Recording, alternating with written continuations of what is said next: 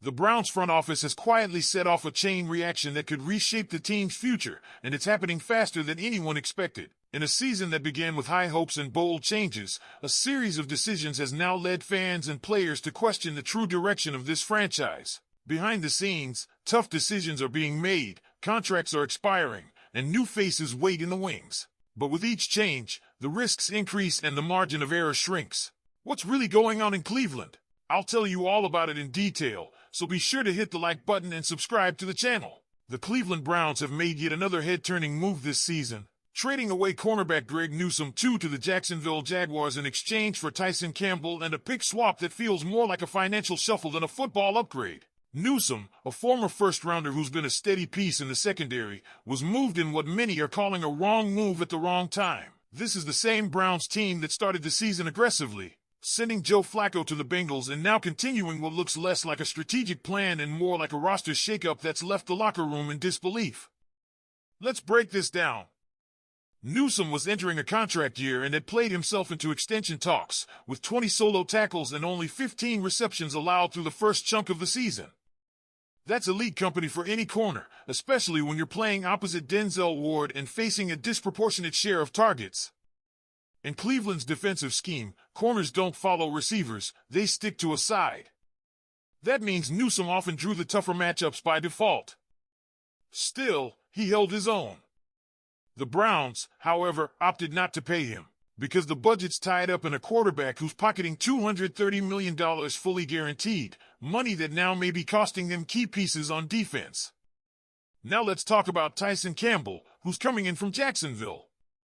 Campbell's numbers aren't wildly different, more tackles than Newsome, yes, but he's played over 40 more snaps and has given up 19 catches. He's currently ranked 109th by PFF among corners, a far cry from what Browns fans are used to with their top defensive backs. So, are we really upgrading here? Not likely. Campbell also comes with a hefty price tag, $76.5 million over 4 years, signed just this past July. Add to that the learning curve of adjusting to Cleveland's defense, and there's a strong chance the Browns just downgraded one of the strongest parts of their roster. This wasn't supposed to be a rebuilding year. This wasn't supposed to be a transitional roster.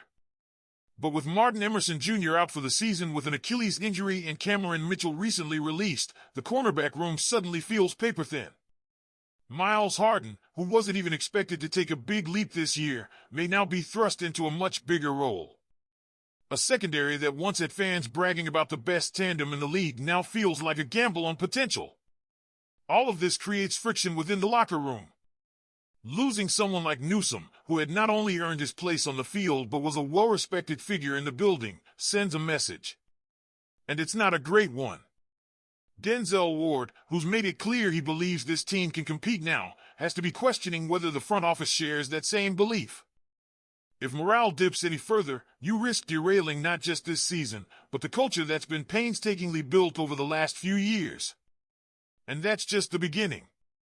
Mo Moton from Bleacher Report reports that tight end David Njoku and running back Jerome Ford could be the next veterans on the move.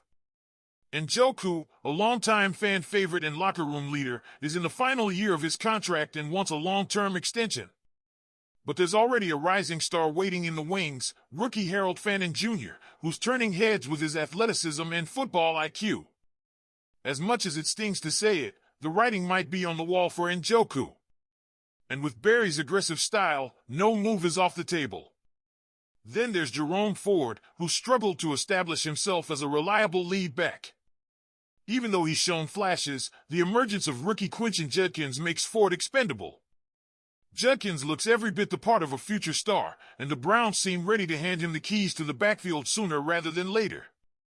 The Browns have already stacked up 10 picks in the 2025 NFL Draft, and if this rookie class is any indication, they're betting heavily on building through youth. But this also means saying goodbye to familiar names, and potentially putting this season on the line in the process. It's a bold strategy, especially when you consider the offensive line issues that will need addressing in the offseason. Cutting salary now gives them future flexibility, but at what immediate cost? There's also a broader question here about the quarterback room.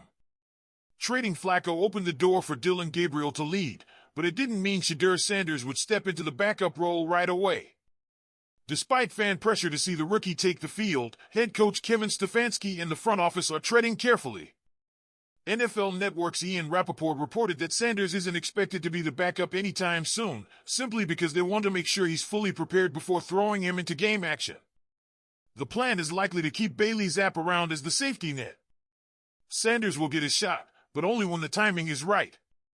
All of these moves point to a front office that's walking a tightrope between staying competitive and planning for the long haul. They've been aggressive, no doubt, but are they building something sustainable or just playing roster roulette? What do you think, Browns fans? Was trading Greg Newsome really the right move? And while the front office might argue this is about financial sustainability and long-term planning, it's hard to see how this all adds up in the short term. Trading away Newsome, possibly moving in Njoku and Ford, and relying on improving youth in key positions creates a dangerous balance between development and decline. Browns fans have been through this song and dance before, reset after reset, promising potential traded for future hope. But this time, it feels different. This team wasn't in full rebuild mode. They were competitive, even with the record sitting at 1-4. A 1-point loss to the Bengals, a win over the Packers, and a near upset against the Vikings in London. It's not like this roster was failing. It was just incomplete. And that's where the frustration lies. Every player moved, every decision made, seems to drift further from what this team was trying to build. Defensive chemistry? Disrupted. Offensive consistency? Still searching. Locker room leadership? Slowly being traded away. And fans are left asking the same question: if this isn't about winning now, what exactly is it about? Look, Tyson Campbell could turn things around. Shedeur Sanders might develop into a franchise quarterback. Fannin Jr. and Judkins could become household names. But banking on all that to hit while sending away leaders and consistent producers is more than a gamble, it's a message. One that says the front office believes the future is worth more than the present. But fans don't live in the future. They live in the now. And right now, they're watching a defense that was one of the league's best take a hit, an offense that still hasn't found its rhythm, and a quarterback situation that's more about patience than performance. The Browns may be playing the long game, but how many seasons can a fan base be expected to wait? If you're a Browns fan, you have to ask, are you okay with sacrificing today for a better tomorrow? Or do you think the Browns just fumbled one of their most critical seasons yet? Let us know what you think in the comments. Don't forget to click the like button and subscribe to the channel to always stay well informed. Go Browns!